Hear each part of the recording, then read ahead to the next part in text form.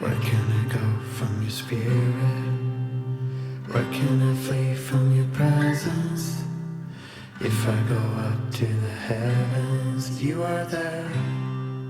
When I couldn't stand, you stood for me. When I lost my way, you waited for me. When I cried out to you, you cried for me. Maybe it's strange to talk about miracles and pain together, but I have seen miracles all around me lately, and they have come through the very painful package of desperate need. More pain than I could have ever imagined.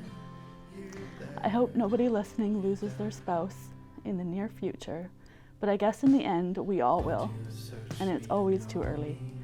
Mine happened to be my best friend, who I hope yours is as well, gone in a blink of an eye. Never did I imagine the hole left could be so big, or the pain could feel so crushing. I also never imagined the numbness and feeling so far from God.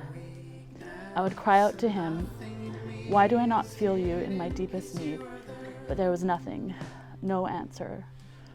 All I knew to do was pray, so I prayed. And as I prayed, I started to see God's hand moving, though I couldn't feel him. I prayed to find a necklace that was important to me, and it showed up the night I needed it, in the place I had already looked. I felt more abandoned and alone, particularly one morning, and people showed up unannounced, with coffee and muffins to mow my lawn and help me around the house. I prayed one morning God would send someone to fix my driveway lights. I remember when Sam showed up just to ask me if I needed anything.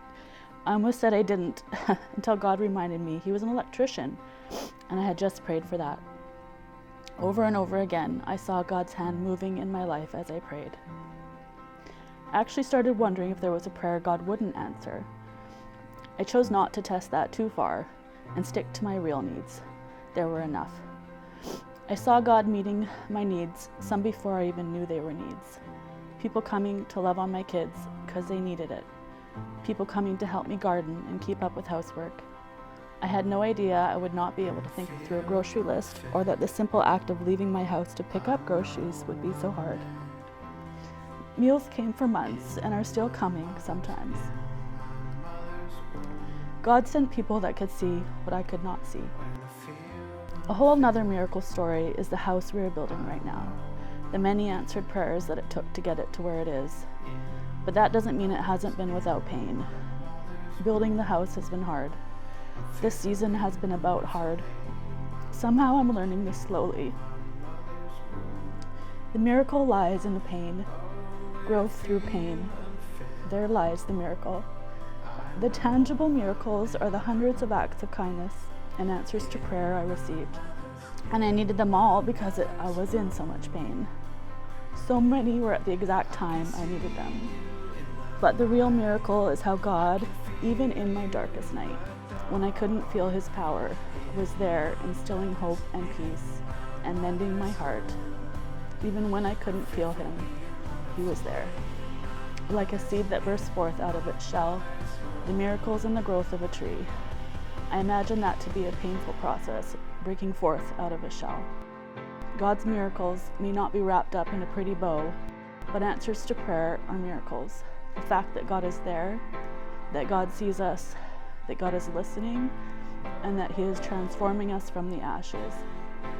That is a miracle. If you look for God, he is there.